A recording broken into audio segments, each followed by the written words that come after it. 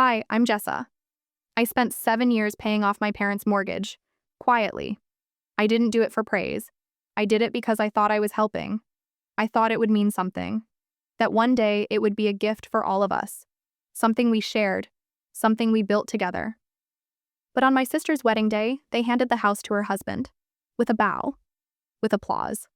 And just like that, everything I thought I was building disappeared. The vineyard was glowing that day. Late September in the Blue Ridge Mountains. Has this hush in the air? Like the earth is waiting for something to end, or maybe begin. I couldn't tell which one this was yet. Noel and I stepped out of the car and onto the gravel path. He looked perfect in his blazer, and I could feel him watching me as I stared out at the main tent, pretending to adjust my dress when really, I was trying to steady my stomach.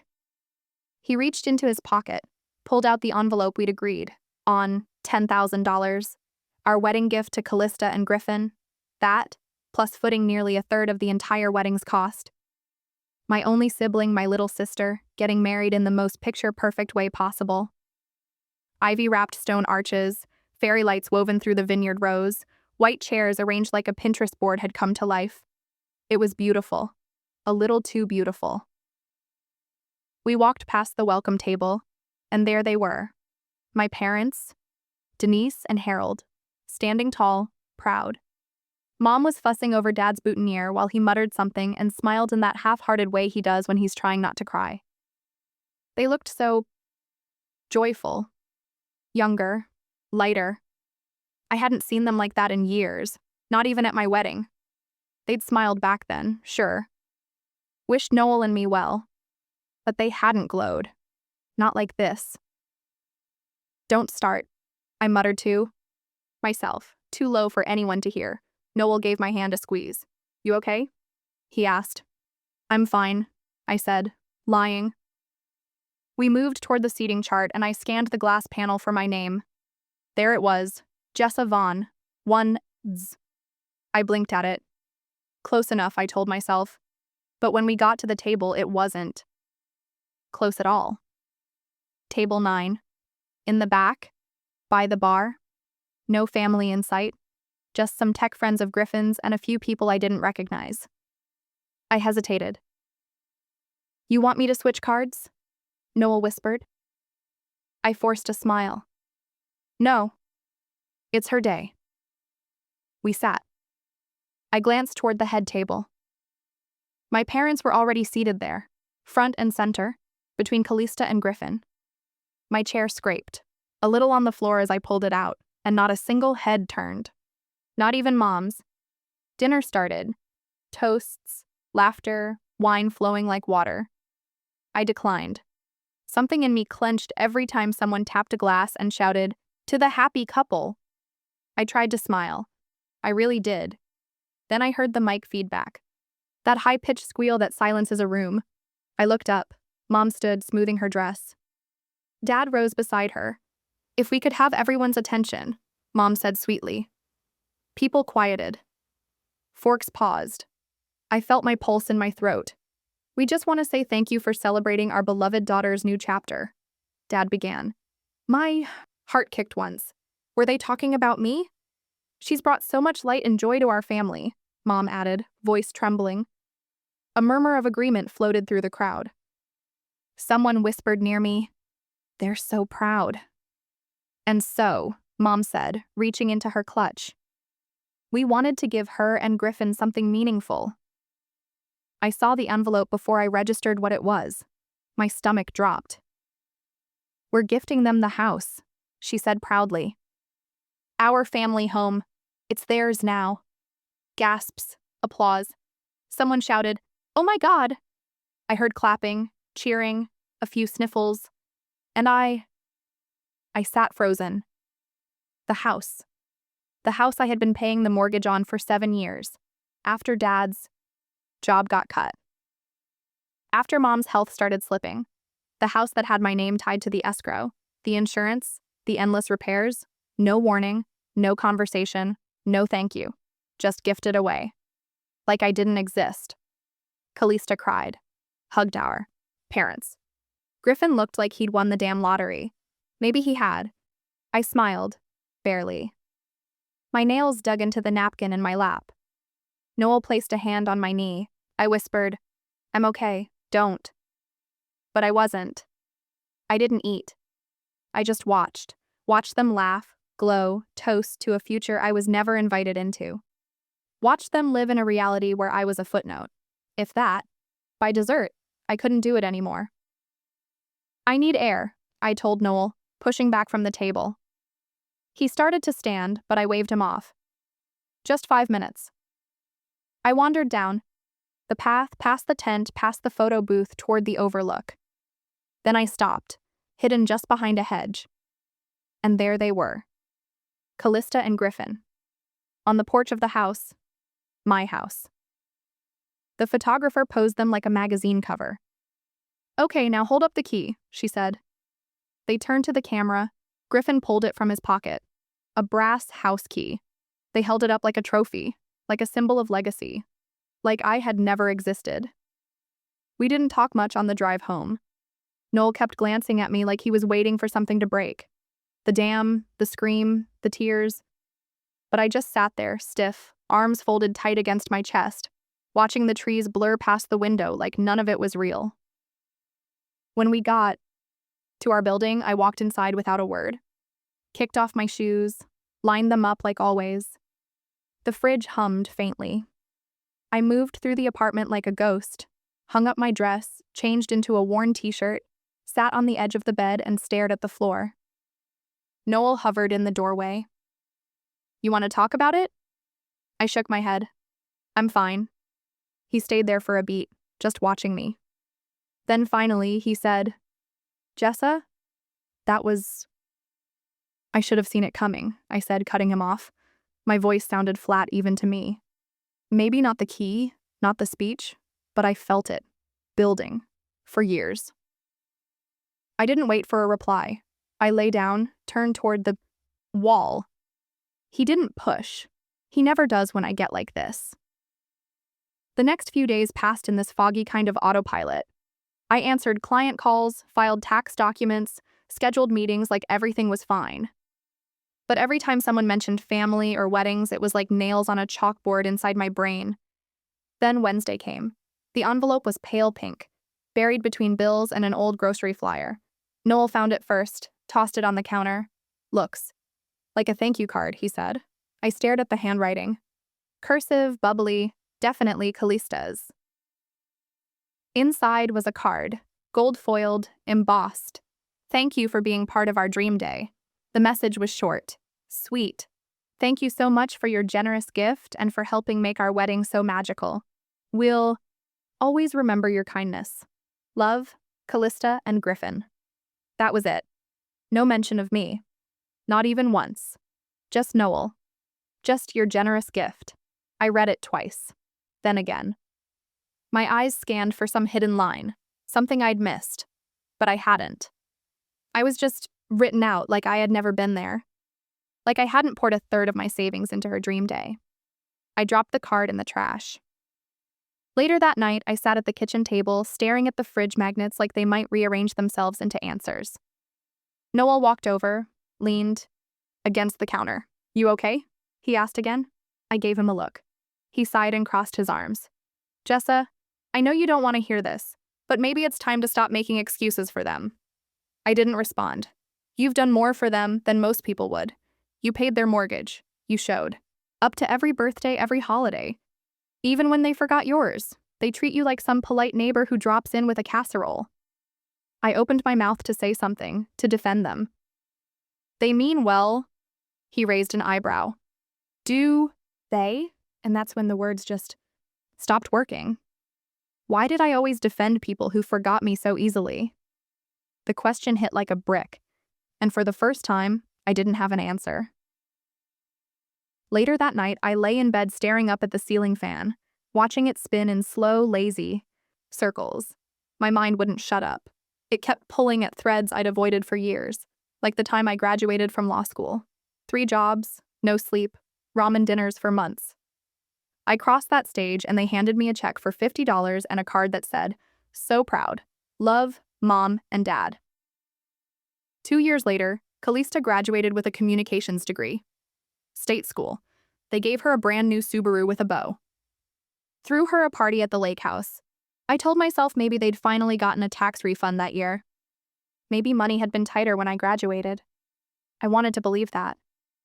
But what if it wasn't about money? What if it was about something else? What if I was just less wanted? What if I'd always been the backup plan? The one who filled in? The cracks, not the one you built a foundation for? I rolled onto my side, pulled the blanket up over my shoulder. But I didn't sleep. Not really. Friday morning, I went into the office early, hoping burying myself in spreadsheets would numb the spiral. It didn't. Mid-morning, I was in a meeting with a small business client, a local guy trying to dissolve a partnership. He asked casually, "Hey, if I paid half the mortgage for 5 years but the house is in her name, do I get anything back?" I blinked. My throat tightened. "If it's not in your name," I said slowly, "legally, it gets complicated." As the words left my mouth, I felt them like they were aimed right back at me. 7 years. 7 years. Of writing checks, transferring funds, managing the bills, the property tax, the insurance, and not once had I asked to be added to the deed because I trusted them. Because I assumed they knew, that they'd remember, that they were good people, decent people. But decent people don't erase you from a thank you card. Don't write your name wrong on a place card. Don't hand away what you paid for without even a conversation. Back at my desk, I opened the real estate records database. I didn't even hesitate. It took 5 minutes to find what I already knew in my gut. The house had always been in their names. Denise and Harold Vaughn. No co-signer. No amendment. No shared ownership. And last week, the deed had been officially transferred to Callista and Griffin Wells, recorded, notarized, final. I just sat there, not thinking, not moving. Eventually, I pulled out a sticky note and wrote something on it. Messy, shaky handwriting that I barely recognized as mine. I wasn't part of the gift. I was the one who paid for it. The call came a week later. I saw Mom's name flash across my screen and already knew it wasn't going to be an apology. But I answered anyway. "Hi, sweetheart," she said, like nothing had happened. Like she hadn't watched me disappear from Callista's wedding in silence. "It's been too long. Callista and Griffin just got back from Bora Bora, and we're having dinner this Saturday, just the 6 of us. You and Noel should come." Her voice was sweet, too sweet. All frosting, no cake. I hesitated, then said, "Dinner?" "Yes," she replied brightly. "We'll make that rosemary pot roast you. Love. Come around 5. I don't know why I said yes. Maybe some small, broken part of me still wanted a conversation, a peace offering, a moment where they'd say, "We know we messed up." Maybe I was stupid enough to hope. Saturday came with a gray sky and a breeze that felt like fall was trying to push its way in early. Noel drove. We didn't talk much, just watched the trees pass by until we hit the turnoff for the house. The house looked familiar and completely wrong. There were new lace curtains in the front windows, a doormat that read, "The Wells Est 2023. Callista's pink running shoes were lined up beside Griffin's sneakers. I stood on the porch and stared at the brass knocker I used to help Mom polish. Every Thanksgiving. "It's like I never lived here at all," I whispered. Inside, the smell hit me first. Not cinnamon apple, not home. Vanilla cashmere, Callista's favorite. The furniture had changed. My dad's old recliner was gone. A cream sectional curved under the window like something out of a magazine. Dinner was already served. Mom kissed my cheek like nothing was wrong. "You look tired, honey. Working too much?" Callista beamed from her seat in a white sweater that probably cost more than my car payment. Griffin nodded at me like we were old friends. I sat in the only remaining seat, the one that used to be my father's. I pushed a carrot around my plate, waiting. It didn't take long. "Well," Mom said, setting her fork down gently, "now that Callista and Griffin have their own space, your father and I have been thinking." My stomach tightened. Dad jumped in. "We'd like to move into your cottage." I blinked. "What?" You know, he said casually. The little place up in Fairview. It's perfect for us. Quiet, one story, close to the church. You want to move into my home? I asked, trying to keep my voice level. Well, it's not like you use it full time, Mom said, smiling a little too. Brightly, Callista chimed in, her tone syrupy. And you and Noel could just live together, right? It's not a big deal. Noel stiffened beside me. His jaw tightened. I stared at them. My mother's hopeful eyes, my father's nod, Callista's smug little smile, and I felt it click. This wasn't a peace offering. This wasn't reconciliation. This was a setup. They hadn't invited me here to make things right. They wanted the next thing I'd built. I set my fork down. So let me get this straight, I said, my voice calm. Too calm. You gave away the house I paid the mortgage on for 7 years, and now you want to move into the one property I actually own? Jessa, don't be so harsh, Mom said quickly. We're not taking it, just living there. You didn't even ask, I said, sharper now. You decided, like always. You're being dramatic, Dad muttered under his breath. No, I said. I'm finally being honest. Callista slammed her fork down. You've always been jealous. The room went still. You never liked when I got more attention, she snapped. More help. You act like you're so noble, but you've been bitter since college. That's why they love me more. I never made them feel guilty for it. My breath caught. And there it was, out in the open. All of it. I repeated it softly. They love you more. Nobody denied it. Not even them. Noel reached under the table and took my hand. I stood up slowly, looked around at the faces I used to call home. If they love you so much, I said, steady now, maybe they can live with you. I pushed back my chair. Noel followed. No one stopped us. We walked out into the crisp air, the door clicking shut behind us, and for the first time in my life, I didn't feel guilty. I felt awake. It was a quiet Friday morning when it happened. I had taken the day off, just wanted to sit in the stillness, maybe clean the windows, maybe make pancakes. I hadn't planned anything, and that felt like a gift. I was halfway through folding laundry when my phone buzzed. A motion alert from the security system at the cabin. Motion detected at 417 Orchard Trail. I stared at it, thinking it was probably just a deer again. But then, another buzz. This time a call. This is Dana from Carolina Watchdog Security, the voice said. Are you the homeowner of 417 Orchard Trail? I straightened. I am. We received a motion alert. 2 individuals entered using a key. Their names are Ronald and Denise Vaughn. Can you confirm authorization? My chest went tight. They used a key? Yes, ma'am. That key was not given for that purpose, I said slowly. Do you want us to notify local law enforcement? I didn't hesitate. Yes. I want them removed. When I hung up, Noel was standing in the doorway, his face pale. They're in the house, I said. The Brevard house? They just let themselves in. He blinked. With the spare? I nodded once. He didn't ask anything else. Just grabbed the keys. We were on the highway within 10 minutes. The trees whipped past in a blur of gold and rust. The air outside was crisp, but I didn't feel any of it. My thoughts spun faster than the tires. They really thought they could just take it. Like it was already theirs. Like I was just borrowing space in their story. When we pulled up, the gravel crunched under the tires. And there they were, my parents, sitting on the front porch of my cabin like it was a family picnic. A stack of plastic bins sat by the steps, a box labeled linens, a bag from Home Goods. Mom was sipping from a travel mug like we were early. For brunch, Dad stood when he saw us like this was a reunion. There you are, he said with a smile. We figured you'd come around. I got out slowly, walking past him without a word. The sheriff's cruiser was already parked nearby. A deputy stood by the porch with his arms crossed, waiting. They don't have permission to be here, I told him calmly. Mom's mug clinked against the wood as she stood. What are you doing? She snapped. After everything we've done for you, how can you be so ungrateful?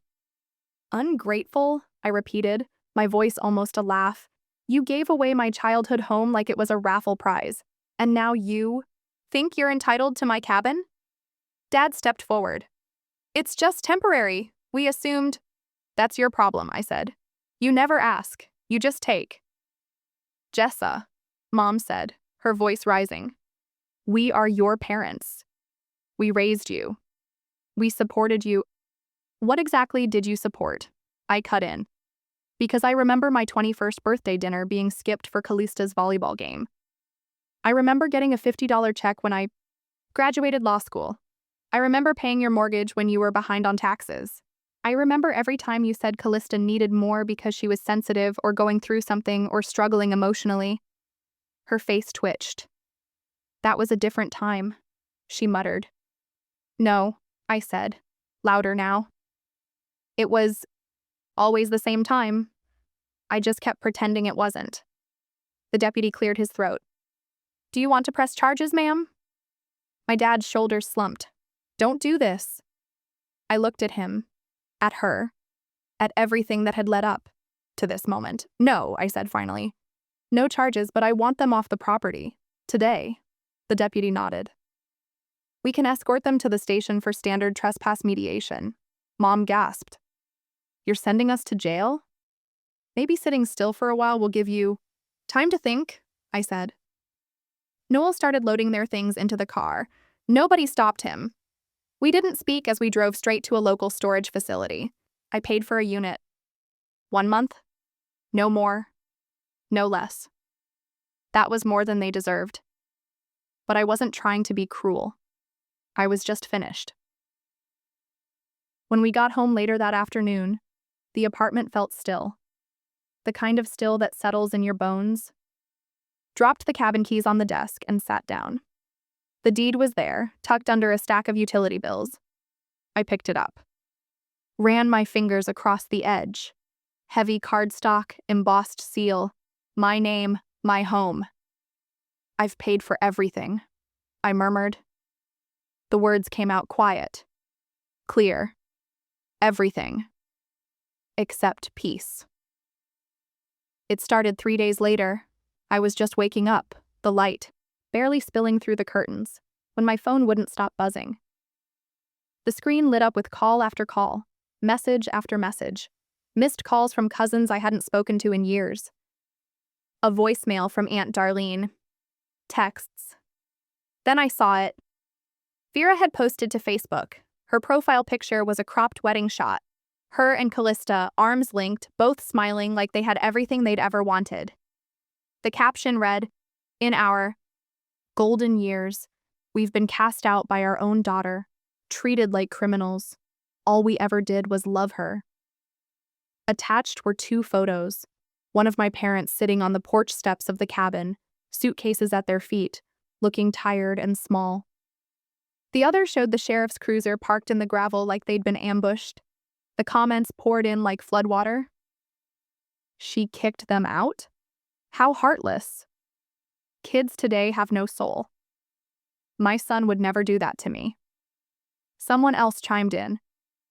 This is what happens when you marry a man who wants to isolate you. She's not herself anymore. I didn't cry. I didn't reply. I just sat there in bed, holding my phone like it might burn a hole through my palm. Then came the private messages from Aunt Priscilla. Your mom says you won't even let them stay in that little cabin. Isn't that the one you never use? A childhood friend I hadn't heard from in ages. I don't know what's going on, but I miss the old Jessa, the one who always put family first. Another message. You think a house matters more than your parents? Shame. My fingers hovered over the keyboard. I could have replied. I could have sent the mortgage statements, the bank transfers, the 7 years of silence. I could have attached proof, dates, photos, texts. But I didn't. Instead, I flipped the phone over, face down on the bed, and stared at the ceiling. The guilt didn't come this time. Just pressure. Heavy and quiet, like holding my breath underwater. Noel found me in the kitchen a little while later. He was making eggs. Simple. Familiar. the way he always did when he didn't know what else to say. "You saw it," he said. I nodded, pulling my sweater tighter. He wiped his hands on a towel, walked over to the drawer beside the fridge, and pulled out a manila folder. He placed it in front of me gently. "I've been saving these," he said, "in case you ever needed to remember what's real." Inside were years of documentation, payment receipts, transfer logs, insurance records, tax forms, my name on every single one. The mortgage, the repairs, the updates I funded, the late payments I caught up on without being asked. I didn't say anything, just stared at the file like it might start breathing. Later that night, after dinner, I opened my laptop. I didn't go to Facebook right away. I opened a blank Word doc first, typed, deleted, typed again. Then I started over. No emotion, no name calling, no retaliation, just facts. I wrote it the way I'd write a summary for a client.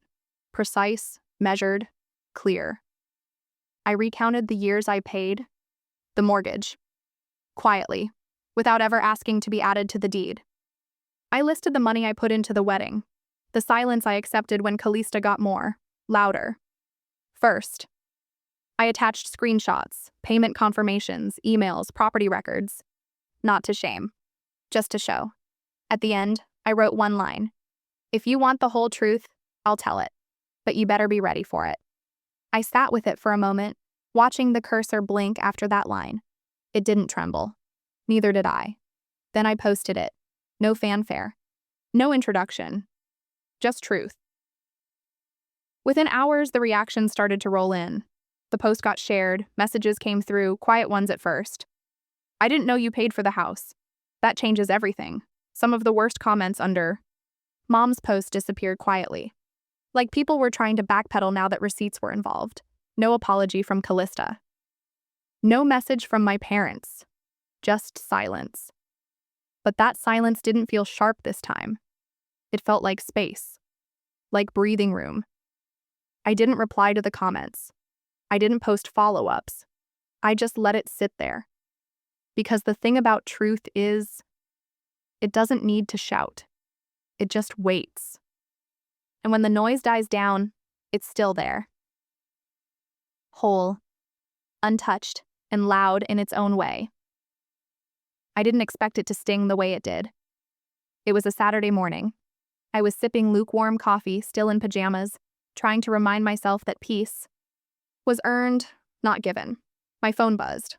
Noel handed it to me without saying a word. "You might want to see what Calista just posted." I opened the app. There she was. My sister. Her hair curled perfectly, makeup soft and effortless, standing in front of the porch at my cabin. My porch. The caption was scripted in pastel. "Home is where the heart is."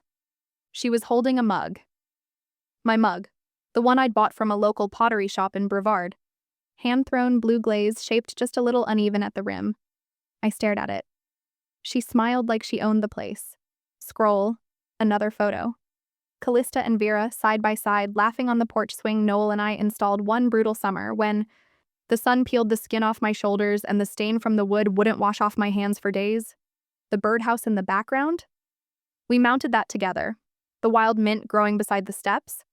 We planted that. The welcome mat I never replaced, even after Mom called it too plain. Still there. Like I'd never left. I didn't comment. I didn't text. I didn't scream.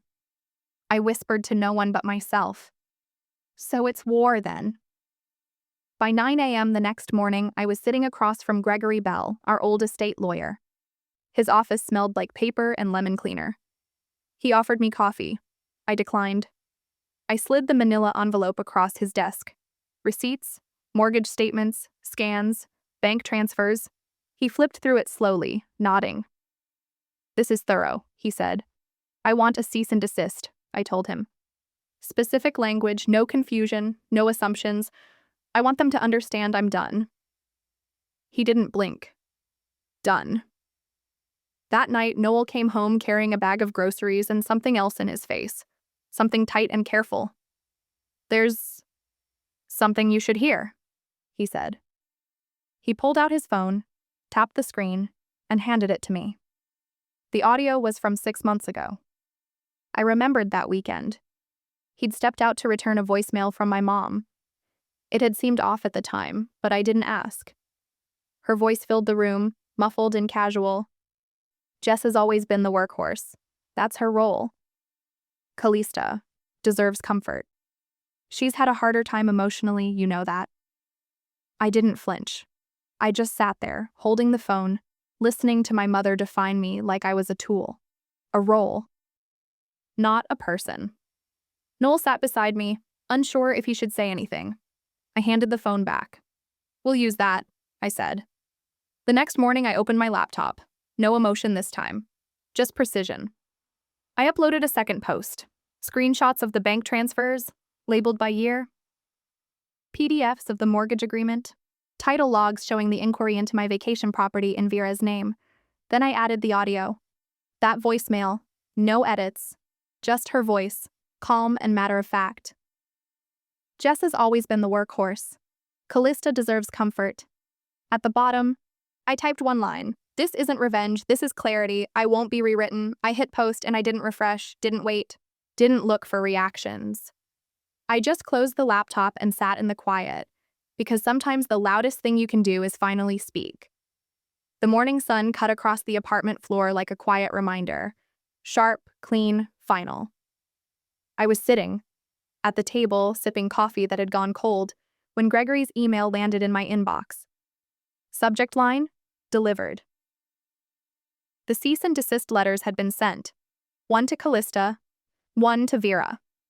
By courier and by email. Official, documented, legally binding. The language was clear. Immediate removal of all content referencing the Brevard property. Return of all copies of the key. And a formal warning regarding the fraudulent title inquiry made under my name. Attached were PDFs, proof of the title search. Evidence they'd accessed my mortgage files using old personal info. They had tried to initiate a transfer. Quietly. Illegally. They thought I wouldn't notice. They thought I wouldn't fight. By noon, the family group chat exploded. Aunt Darlene was first. "Is this true?" Attached, a screenshot of my post, followed by a leak of the cease and desist letter. Uncle Robert chimed in next. Jessa did what she had to, proud of her for standing up for herself. Then Callista left the chat. Vera responded with a voice memo. Her voice cracked in the middle. "I did it for the family, for the image, for you girls to be close. If we look like we're struggling, people talk. If Callista looks like she's lacking, she spirals. I thought we were doing what's best for everyone." I didn't reply. Let them sit in the silence they'd always handed to me. The call from Callista came at 5:41 p.m. "You really want to drag our family through court?" She snapped. "It's already there," I said. "I'm just finally in the room." There was a pause. A breath I could hear her holding. "You're choosing property over people, Jessa." "No," I said softly. "I'm choosing peace over manipulation." She didn't say anything after that. Just hung up. The next day we had a team lunch at the office. Nothing fancy. Paper plates, someone's homemade brownies melting in foil. The new intern, Anna, handed me a napkin with a little name tag taped to it. Jessa, spelled right, simple, neat handwriting, not rushed, not misspelled, not forgotten. I stared at it for a second longer than I should have, then folded it gently and slipped it into my purse. That evening, Gregory emailed again. A short update. My parents had relocated to a retirement apartment in Hendersonville. 1 bedroom, month-to-month lease, no note, no call, just quiet compliance. As for Callista, silence. Her social media went dark. No more cabin selfies, no mugs, no lakeside photo shoots, just absence. A few days later, a bouquet of lilies arrived at my office. No card. I looked at the receptionist. "They're not for me," I said. "You can keep them." She blinked. "Are you sure?" They're beautiful. They're not mine to keep, I said. They're someone else's performance. Back at the office, I saw Anna again. She looked small as one of the partners scolded her over something. That wasn't her fault. I saw it in her posture, shoulders tucked, eyes down, lips pressed tight. I stopped. Hey, I said, not too loud, not too soft. I saw that report. You did good work. Her eyes flicked up in surprise. Next time, you bring it to the meeting yourself. She didn't know what to say, just nodded slowly, like she wasn't sure if she was allowed to believe me yet. I smiled. Trust me. Speak up early. It saves years. That night back home, I opened the bottom drawer in the hallway, the one that sticks a little when it's humid. Inside was a small wooden box I'd bought at a flea market years ago. Hand-carved. Brass latch that caught sometimes. I placed the old house key inside, the same key they'd once held up like a prize, the same one they used to break into my peace. I sealed the box and wrote on a strip of masking tape, things I survived. Then I put it away. They called me ungrateful. What they really meant was, you stopped giving us everything we asked for. That wasn't betrayal, that was boundaries. If you've ever had to choose peace over people-pleasing, I'd love to hear your story. Drop it in the comments and subscribe. I read every single one.